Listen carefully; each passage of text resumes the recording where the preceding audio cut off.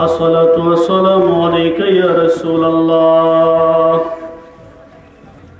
الصلاة والسلام عليك يا حبيب الله الصلاة والسلام عليك يا شافع المذنبين رحمة للعالمين الحمد لله نحمده ونستعينه ونستغفره ونؤمن به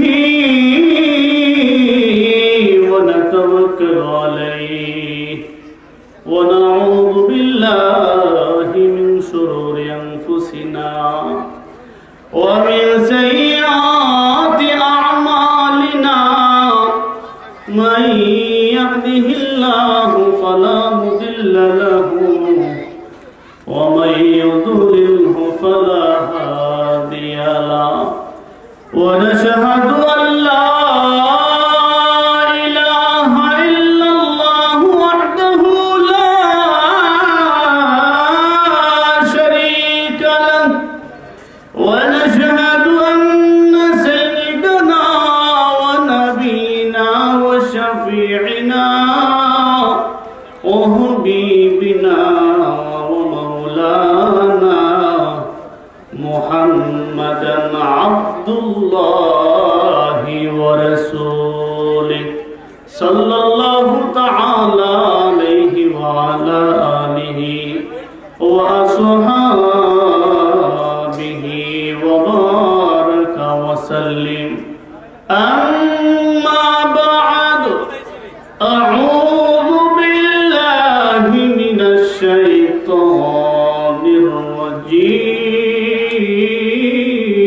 الرجيم بسم الله الرحمن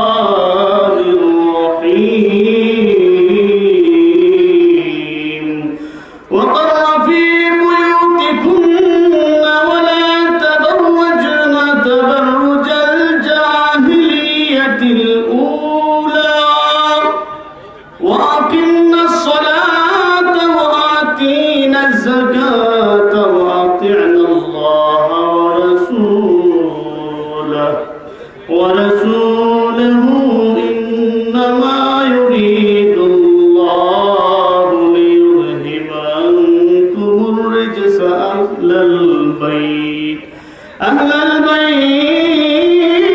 البيت ويطهركم تطهيرا قال النبي صلى الله عليه وسلم لا تطبع النذر إن الأولى لك وليست لك الأخير أو كما قال عليه الصلاة والسلام إن الله وملائكته يصلون على النبي يا أيها الذين آمنوا صلوا عليه وسلموا تسليما اللهم صل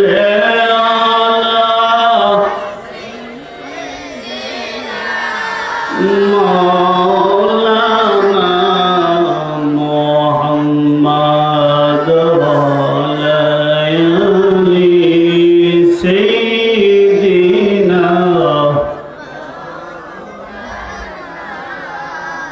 محبتي সবাই জুড়ে শরীফ পড়ি আল্লাহুম্মা সাল্লি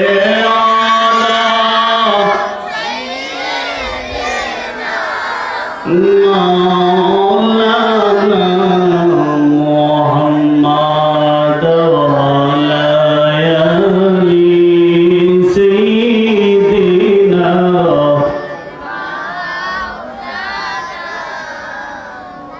আরশের নিচে সিজদায় পড়ে কান্দে যারে যার আরশের নিচে সেজদায় পড়ে কান্দেন নবীজি যারে যার মাফ করে দাও ও আল্লাহ উম্মত আমার গুনাহগার আল্লাহুম্মা সাল্লি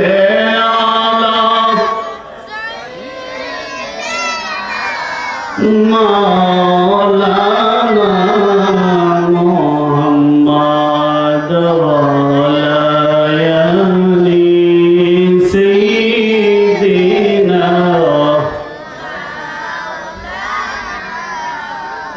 محبت پوری لا الہ لا الہ الا اللہ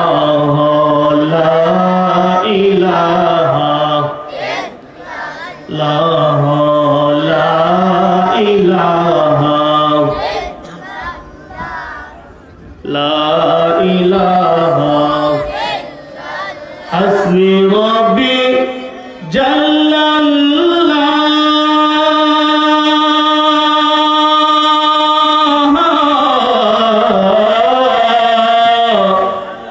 حسبي ربي جل الله ما في قلبي غير الله نور محمد صلى الله لا إله إلا الله لا إله لا إله لا إله إلا الله محمد رسول الله صلى الله عليه وسلم ফয়জাদের মদিনা সুন্নি হাফিজিয়া মাদ্রাসা পশ্চিম মোহনপুর দ্বিতীয় শাখার উদ্যোগে সুন্নি মহাসম্মেলন এত সুন্দর আয়োজন যিনি করেছেন বিশেষ করে সম্মানিত সভাপতি উস্তাদুল হুফাজ হাফেজ কারি মোহাম্মদ আমিনুল হক সাহেব চেয়ারম্যান হিফজুল কোরআন সুন্নি মহাসম্মেলন বিশেষ করে সুন্নি মাদ্রাসার শিক্ষা বোর্ড হবিগঞ্জ প্রতিষ্ঠাতা পরিচালক ফয়জানা মদিনা সুন্নি হাফিজিয়া মাদ্রাসা মোহনপুর হবিগঞ্জ প্রধান অতিথি অধ্যক্ষ আল্লামা সাহেব কিবলা সিরাজ নগরী মাদ্রাজিল্লাহুল আলী যিনি হলেন মুনাজিরে জমান বাংলার মুনাজির যার আতঙ্কি সারা বাংলাদেশের যত বাতিল ফেকরা আছে সব ভয় পায় বিশেষ আকর্ষণ সাবেক অধ্যক্ষ মোহাম্মদপুর কাদিয়া তৈয়বী আলিয়া মাদ্রাসার প্রিন্সিপাল অধ্যক্ষ ফকিহ আল্লামা জাহাঙ্গীর আলম মুজাহিদি মাদ্রাজিল্লাহুল আলী আরো বিশেষ উলামায়ে কেরাম আছেন হাফেজ মুফতি আব্দুল হালিম আল হুসাইনি প্রধান বক্তা হযরত মাওলানা মুফতি জলাল আব্দুল ফারুকি প্রধান ডাকঘর মসজিদ আরো বিশেষ করে অনেক উলামায়ে কেরাম আছেন আজকের মুরব্বী বাবারা যুবক ভাইয়েরা মাসুম বাচ্চারা পর্দার আড়ালে উপস্থিত থাকা সম্মানিত মা ও বোনেরা প্রথমে লাখ কোটি শুকরিয়া যে রব্বুল আলামিন আমাদেরকে এত সুন্দর এক বাগানের মধ্যে সুন্দর এক আয়োজনের মধ্যে বসার আশার তৌফিক দান করেছেন সবাই একবার অন্তর থেকে বলি আলহামদুলিল্লাহ এই আয়োজন পেয়ে আমরা খুশি না বেজার খুবই খুশি এই এলাকার মধ্যে এত সুন্দর এক আয়োজন হবে কল্পনার বাইরে এই এলাকার মধ্যে যে এত সুন্দর এক প্রতিষ্ঠান হবে কল্পনার বাইরে এই প্রতিষ্ঠানের উসিলায় এত সুন্দর এক আয়োজন হয়েছে এটা হলো আমাদের গর্ব বিশেষ করে যিনি প্রতিষ্ঠানের চেয়ারম্যান, প্রতিষ্ঠানের প্রিন্সিপাল, আজকের সভাপতি, যিনি হলেন উস্তাদুল হুফাজ, হাফেজ দেরো হাফেজ, বহু হাজার হাজার কোরআনে হাফেজদের উস্তাদ। আল্লাহ তাআলা হাফেজ কারি আমিনুল হক দামাত বরকাতুহুম আলিয়া, ওনাকে যেন আল্লাহ দীর্ঘ নেক হায়াত দান করে, বলে আমিন। এই প্রতিষ্ঠানের মধ্যে উনি অনেক শ্রম দিতেছেন, মেধা দিতেছেন, ওই কারণে আজকে এত সুন্দর এক আয়োজন হয়েছে। যাই হোক, সময় কম, আমার বিশেষ করে আলোচনা গভীর, সময় খুবই কমের কারণে আমি সংক্ষিপ্ত কিছু কথা বলবো। অনেকের কষ্ট লাগবে, কষ্ট নেওয়ার কিছু নাই, আল্লাহর হুকুম, রাসূলের তরিকা, সব হলো আমার এলাকার মানুষ। আল্লাহ রাব্বুল আলামিন সূরা আহজাবের মধ্যে বলতেছেন, ওয়াকারনা ফি বুয়ুতিকুন্না ওয়ালা তাবাররাজনা তাবাররুজাল জাহিলিয়াতুল উলা। এই আয়াতের সারমর্ম হলো, বিশেষ করে জাহিলিয়তের যুগে রাসূল পাক সাল্লাল্লাহু আলাইহি ওয়াসাল্লাম যখন মহিলাদেরকে পর্দার কথা বলতেছেন, যে তোমরা সব সময় ঘরের মধ্যে পর্দা করো, পুরুষদেরকে বলতেছেন তোমরাও পর্দা করো। পুরুষরা পর্দা করবে বাহিরে, মহিলারা পর্দা করবে ঘরে।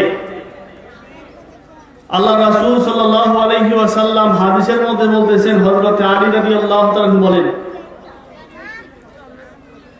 আদম আলাইহিস সালাতু ওয়াস সালাম যখন দুনিয়ার মধ্যে আগমন করেছিলেন, তখনও পুরুষকে একটা পর্দা দিয়েছিলেন, এটা হলো গাছের পাতা। এই গাছের পাতা একটা প্রাণী কে ছিল? কে ছিল? এটা প্রাণী কে ছিল? খাইছিল। খাওয়ার কারণে ওই প্রাণীর গুণ হলো তিনটা। কয়টা? তিনটা। যখন আদম এবং হাওয়াকে দুনিয়াতে পাঠাইছে, তারা কেউ কমর পর্যন্ত পাতা দিয়ে রাখছিল, এটা ছিল পর্দা। এটা কি পর্দা? হযরত আদম আলাইহিস সালাতু ওয়াস সালাম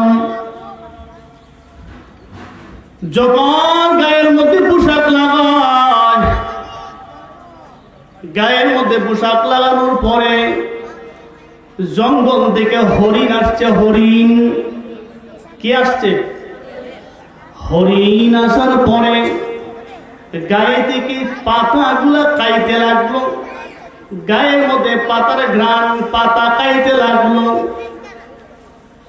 ওই হরিণ যখন গায়ে থেকে পাতাগুলা খায়, পর্দা এত সুন্দর করে লাগানোর পরেও যখন গায়ে থেকে পাতাগুলা পায়, ওই হরিণী পাতাগুলা খাইয়া আবার চলে গেল জঙ্গলার মধ্যে। আরেকজন হরিণের কাছে যাওয়ার পরে বলতেছে, এত সুন্দর পাতা জিন্দেগিতে কোনোদিন আমি খাই নাই। আরেকদল হরিণ আসছে ওই পাতা খাওয়ার জন্য, দেখে গায়ের মধ্যে আর পাতা নাই, পোশাক। গায়ের মধ্যে যখন পোশাক, ওই যে পালানো পাতাগুলো আবার আরেকদল হরিণে খাইছে। যে দল হরিণ গায়ের দিকে পাতা খাইছে রে, ওই দল হরিণের মধ্যে গুণাগুণ হলো তিনটা। আর যে দল হরিণ মাটি থেকে পাতা খাইছে, তার গুণাগুণ হলো দুইটা। এক নাম্বার দুইটা গুণাগুণ, যে হরিণ মাটি থেকে পাতা খাইল, তার মধ্যে একটা গুণ হলো, পৃথিবীর মধ্যে যত ধরনের প্রাণী আছে, প্রাণী জগতের মধ্যে সবচেয়ে সুন্দর পশু হলো হরিণ। আল্লাহ হরিণকে সৌন্দর্য দান করছে। কি দান করছেন? সৌন্দর্য দান করেছেন। দুই নাম্বার, আল্লাহ রাব্বুল আলামিন এই হরিণের মধ্যে, হরিণের গোশতের মধ্যে মজা দিয়েছেন, স্বাদ। কি দিয়েছেন? স্বাদ দিয়েছেন। এই দুইটা গুণ পাইল মাটি থেকে খাওয়ার জন্য। এই আদম আলাইহিস সালাতু ওয়াস সালামের গায়ে থেকে যারা পান করছে, খাইছে, পাতাগুলা খাইল, তাদের মধ্যে হলো তিনটা গুণ। প্রথম হলো সৌন্দর্য, দুই নাম্বার হলো গোশতের মধ্যে মজা, তিন নাম্বার গুণ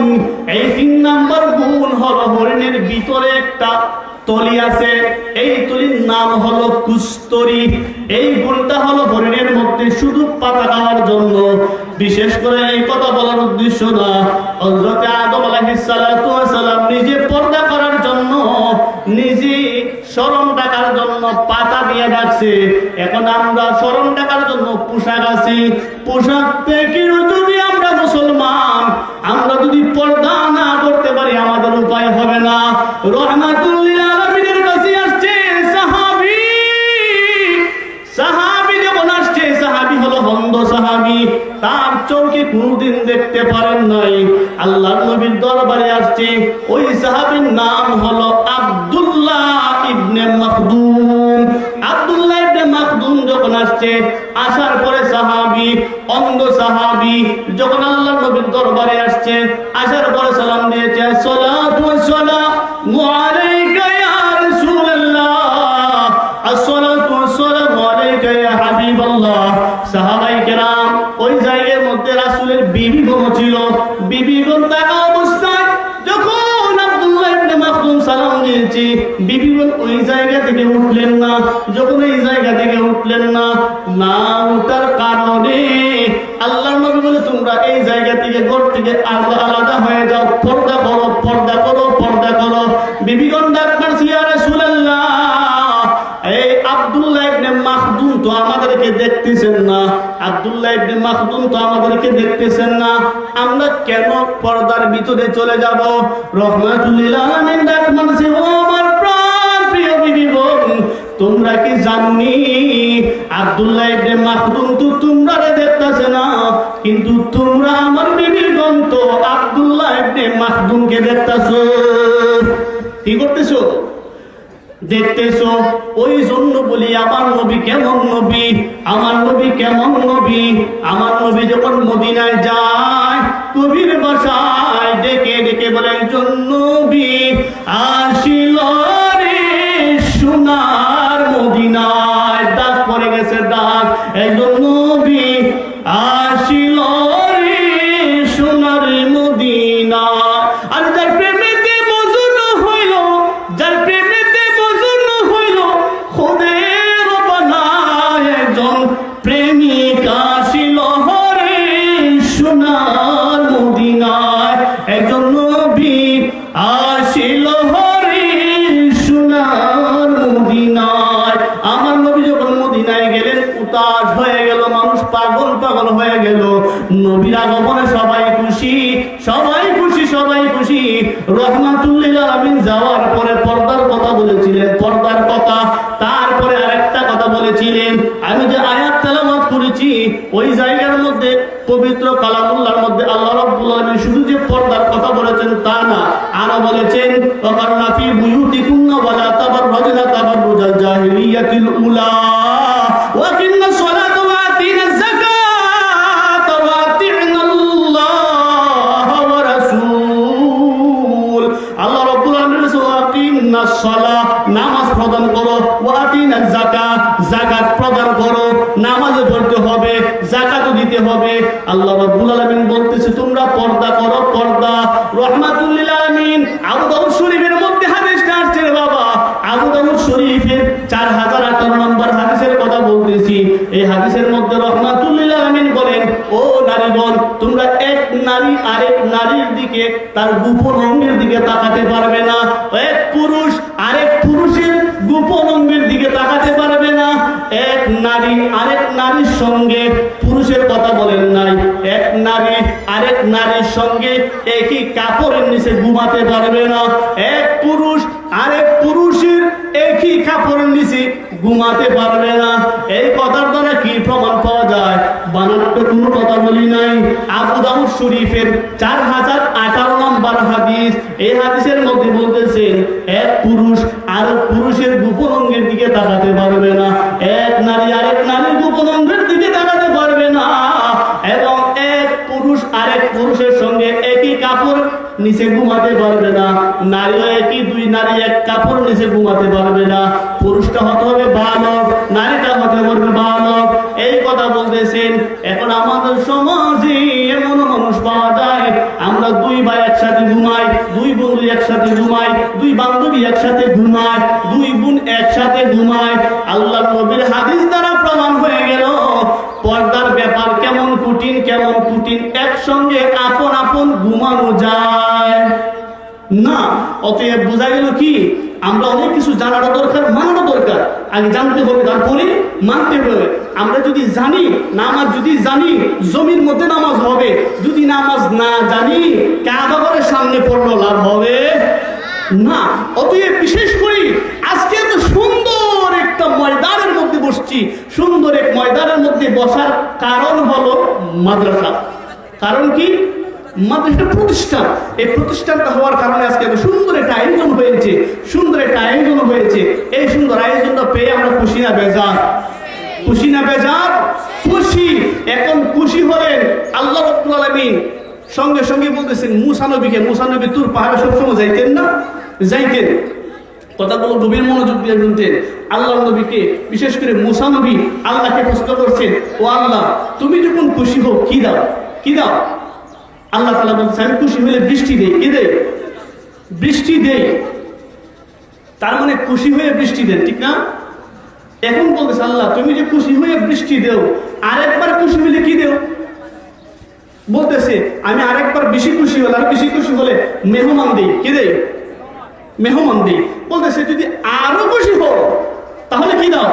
তাহলে কন্যা সন্তান দান করি। সুবহানাল্লাহ। কে দেয়? কন্যা সন্তান দান করি। এখন আমরা তো মনে করি কন্যা সন্তান দিলেই বিপদ, বৃষ্টি দিলেই বিপদ, আবার কি মেহমান আসলেও আমাদের জন্য কি বিপদ। এখন দেখেন, বৃষ্টিরও ধরন আছে, মেহমানেরও ধরন আছে, কন্যারও ধরন আছে। আল্লাহ কখন কিভাবে খুশি হন? বৃষ্টি হতে হবে সময় মতে। এখন যদি বৃষ্টি হয় কেউ খুশি হবে? খুশি হবে? বিয়ার সময় বৃষ্টি বাঁধছে, মেহমান সব আসছে, খাওয়ানোর সময় বৃষ্টি দিছে, কেউ খুশি হবে না। বৃষ্টির সময় আছে, কি আছে? সময় আছে। মেহমানেরও জাত আছে, কি আছে? আর মেয়ে বলেন তারও কিছু জাত আছে। মেয়ে যদি আমল বলা হয়, আদব বলা হয়, নেককার হয়, কি হয়? এইগুলো গুণাবলী থাকে, আমলীয় থাকে। এবং ওই নিয়ত, ওই মেয়েকে আল্লাহ বেশি পছন্দ করে যে মেয়েটা আল্লাহর জিকির বেশি বেশি করে। কি করে? আল্লাহর জিকির বেশি বেশি করে। এখন আমরা জিকির করি কার? আল্লাহর জিকির করি কার? আল্লাহ বলে ওয়া মাকারু ওয়া মাকারাল্লাহ ওয়া মাকারু ওয়া মাকারাল্লাহ ওয়াল্লাহু খায়রুল মাকিরিন। আমরা জিকির করি কার? আল্লাহ। আমরা জিকির করতে পারবো কিনা একটু মনোযোগ দিয়ে একটা মিনিট জিকির করে আল্লাহ আল্লাহ